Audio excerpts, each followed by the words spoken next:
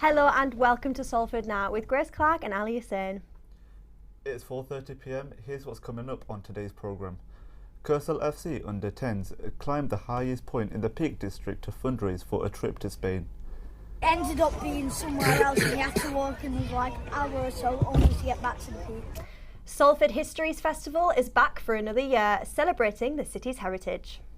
Yes, I've seen Paul's exhibition before. Yes, I've seen Lawrence's exhibition before. But there's always something that you've not. Oh, I don't remember seeing that. And join me for the weather updates from the most haunted building in Salford.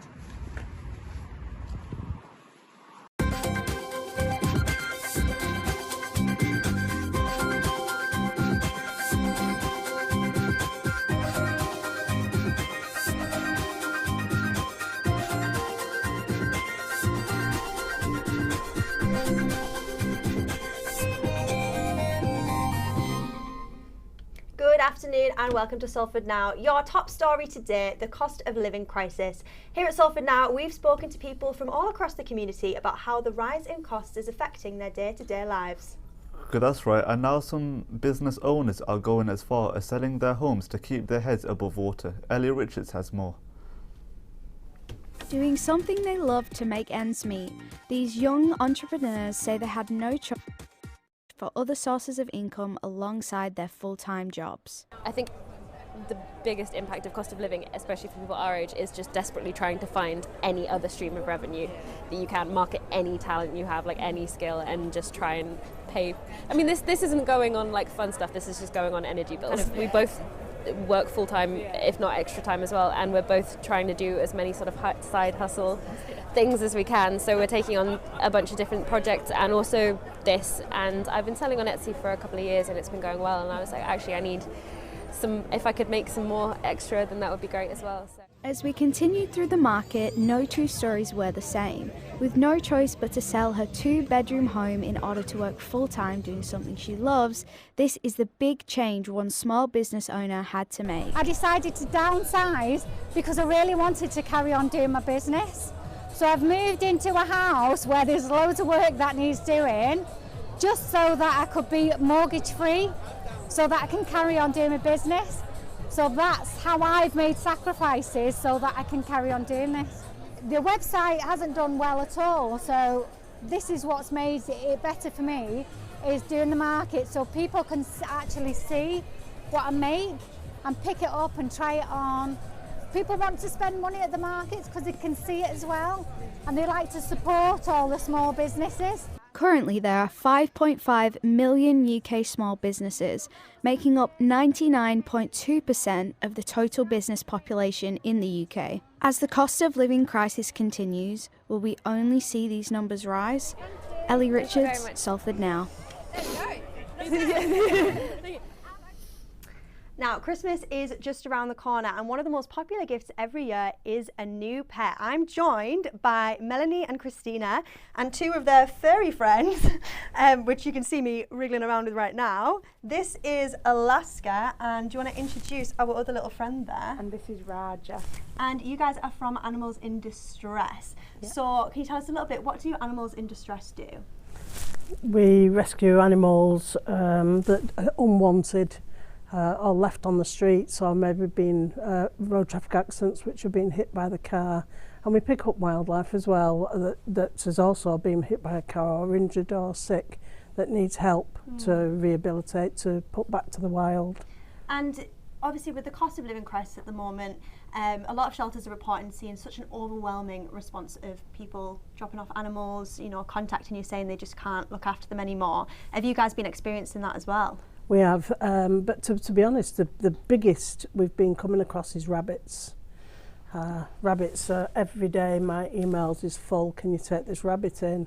We had this lady and she had 30 rabbits. She took 2 on and thought they were male and, 2 females, and they were male and female, and then she had loads of them. And we said, have you not split them up yet? Have you not had them neutered? No. So she wanted to get rid of them, and some of the females would obviously be pregnant. So she'll be in more rabbits. Rabbits breed like rabbits. Yeah. You The know. main issue is Facebook, really, because people buy them on Facebook and people, two females living together and then they're not, and they get them back and they're already pregnant and they get missold on there quite a lot, don't they? Yeah. And obviously, coming up to Christmas, some parents might think, right, I know, I'll adopt a pet instead of going and buying one because maybe it'll be a bit cheaper, or it's an alternative to kind of help with this big overwhelming load of pets that have been dropped off. But that, you've told me that's not really the best idea all the time, and it really has to be a bit more thought out. Can you tell me a bit more about that? Well, Christmas is not a good idea, especially to get a kitten or a puppy. Puppy will be piddling on the floor. You've got Christmas tree up, and the kitten will be there playing with the Christmas tree decorations, and you invite Aunt Vera that's very unstable on her feet because it's Christmas, and she falls over the kitten or the puppy, or it's not a good time to be taken in. We don't home puppies and kittens during Christmas. We do adults. But again, even an adult cat can be running up and down your Christmas tree to be right, and it's on its side. When it comes to getting pets, it's not just for Christmas. If you are willing to wait the 2 weeks, then you don't just want it as a Christmas present, you want it for life, and it is a lifelong commitment. You know, if you want it now, do you want it in the full lifespan of the animal? And if the answer's yeah, then fantastic, but you need to think long term, not just cute, cuddly and fluffy and my son will like it. You need to think of the long-term commitment of having the animal and the cost that comes with it, because yeah, it's nice and fluffy, it sits on my knee, but when you go to vaccinations and general health checks, and when they get older and they have illnesses, this is all going to come out of, you know, the money that you have. If you get a pet for your child, you have to remember that you must keep a check on that pet, especially if it's a rabbit. You need to make sure its claws are trimmed and its teeth are not growing round and into its head. A child's not going to look up on this kind of information. You need to make sure that the rabbit's being looked after and it's being cleaned out every day and fed every day, you know, and that the child understands that these problems. Yeah, so the advice really is, if you're looking to get a pet this Christmas, you know, really think about it, make sure that it is exactly what you want to do. Speak to somebody at one of these shelters, find out exactly what it's going to look like to care for them. And just one final question, obviously, it's bonfire night on Saturday, so could you just quickly give us a little bit of advice? What can pet owners do to make sure their pets feel safe? Stay calm. Stay calm. Yeah, stay calm. There is radio stations that do calming music for animals, and they're like children. If you react to it, the animal will react to it, you know. They know you, like a parent and the child, you know. And I mean, we've never really come across animals that we've had ourselves that have had issues, because we've never done that reaction. But coming up to the run up to bonfire night, we always say, if you put firework noises on quietly while they're eating the food or anything like that, they get used to it, because fireworks are never going to go away, and they not just happen once a year, they happen throughout the year. You're better off getting your animals used to it than saying, oh, they can't do that near them, because it's going to happen. So you know. stay calm. Just turn the noise up each time you feed them. Stay calm, try and get them used to that noise, and, you know, maybe have a look, see if there's a radio station that's playing calming music. Well, thank you so much, both of you, and thank you so much, Alaska and Raja, for being so well behaved as well. So Kersal Football Club's under-10s reached new heights last week as they climbed the highest point in the Peak District to raise money for a tournament in Spain. Georgie Hebson reports. The players, parents and coaches of Kersal FC's under-10s experienced a different challenge last week as they climbed 5 hours to the highest point of the Peak District, as well as trying to find the right directions.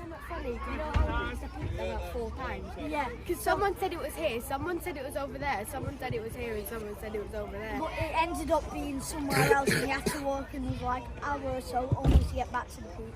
Going on a tournament abroad is many young boys' dream. Well, Kersal FC put their brains together and started a GoFundMe to hopefully raise enough money so that they can reach their goals. The parents and coaches have expressed how proud they are of their kids completing the Kinder Scout hike and why it's important to them.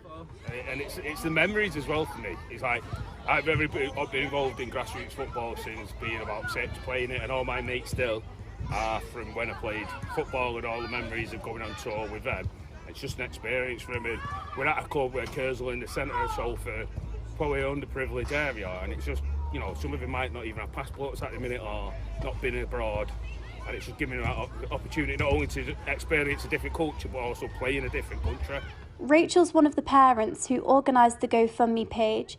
They've currently raised a third of the overall goal. So we've set the bar at £5,000. Obviously if we can get more that would be ideal, but the main aim is just to get the children abroad. Some of them have never had a holiday, or you know, this is a massive opportunity for us, so yeah, as much as we can get really. Even though the parents organised the GoFundMe, the opportunity of playing a tournament abroad wouldn't have been possible without the support of the coaches. I used to be very tense, and I used to always think that, oh, I got to do this, oh, I got to do that. And one of the coaches showed me that if I'm relaxed, I play better football. Yeah. They're massive role models for the boys as well. Yeah, really good male influences. They're hoping to conquer the tournament and reach new heights. Georgie Hebson, Salford Now. The annual Salford Histories Festival took place at the weekend. The event in Swinton celebrated the diverse communities from across the city with guest talks, art and a parade. Leon Redford went along to join in with the fun. Yes, I've seen Paul's exhibition before. Yes, I've seen Lawrence's exhibition before. But there's always something that you've not... Oh, I don't remember seeing that.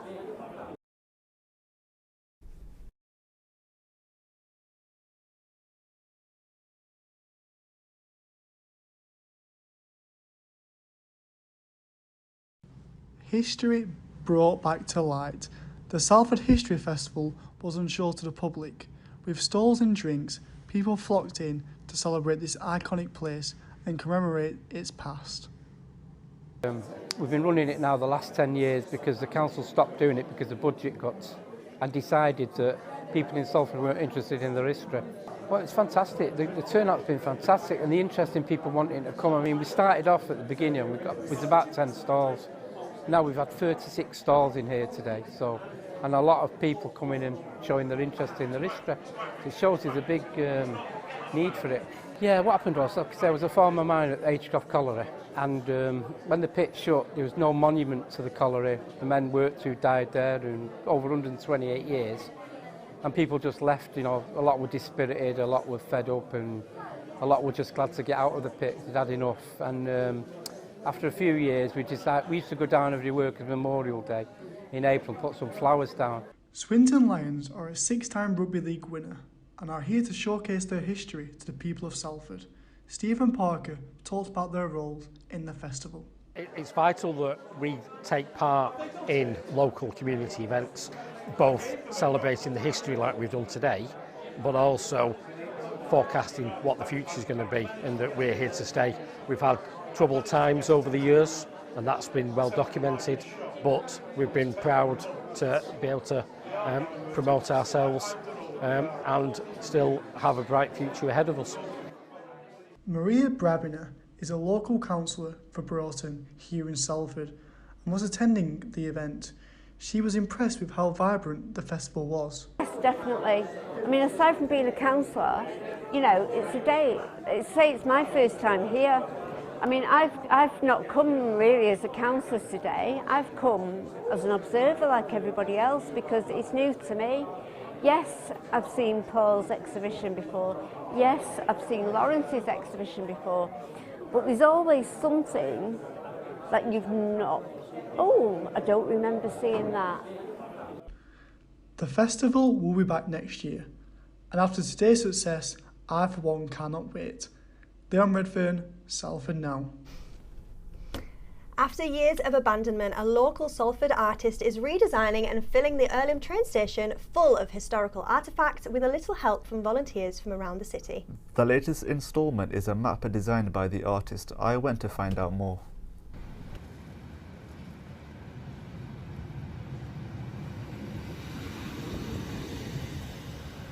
Earlham train station.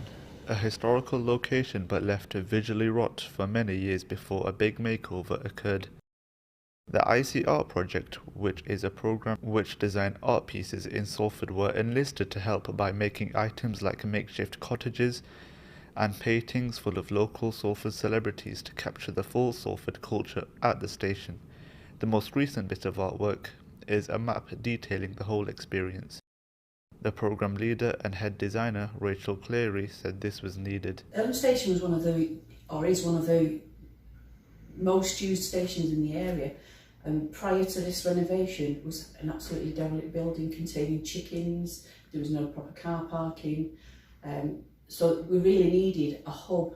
The art programme was created by a local charity called Davis Hamilton Trust. She saw how abandoned the train station looked. Now, following the makeover, the station is a thriving local museum and a tourist destination filled with historical points of interest, like this statue which was sculpted by a 14-year-old boy for a school project.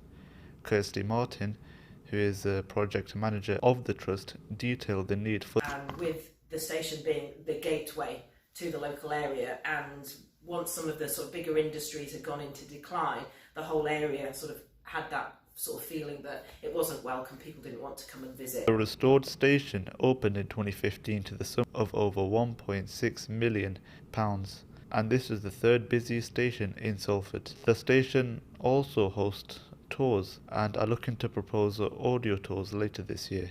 Ali Hussein, Salford Now.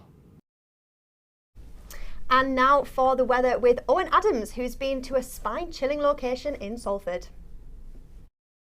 And guys, and I am here at Ordsall Hall, apparently the most haunted building in the northwest, and it's just dating over 600 years. Pretty spooky. But before I tell you what is going on here at Ordsall Hall, I'm going to give you a quick weather update. Well, it's mostly dry this afternoon here in Salford, with brighter spells throughout the afternoon. Tonight though, it's going to be clearing up, and expect some spells of showers. So if you are going trick-or-treating, maybe bring an umbrella with you, or maybe just dress as someone that wears a raincoat as a costume, i.e. Paddington Bear, or the kid from It who gets dragged down the drain pipe. That's at the beginning of the movie, no spoilers. So, Ordsall Hall, it is so creepy. If you want to come down for some festive Halloween activities, this is the place to be. There is some ghost hunting here, there is some like haunted fairy tale trials, and like I said, the most haunted building in the UK. And some people have come down to visit. I'm here with Lisa. Lisa, what are you doing here at Ordsall Hall on Halloween? Wow, that's a very good question. So we are a team of speech and language therapists who work just up the road there. There are 14 of us, but there's only me brave enough to be filmed.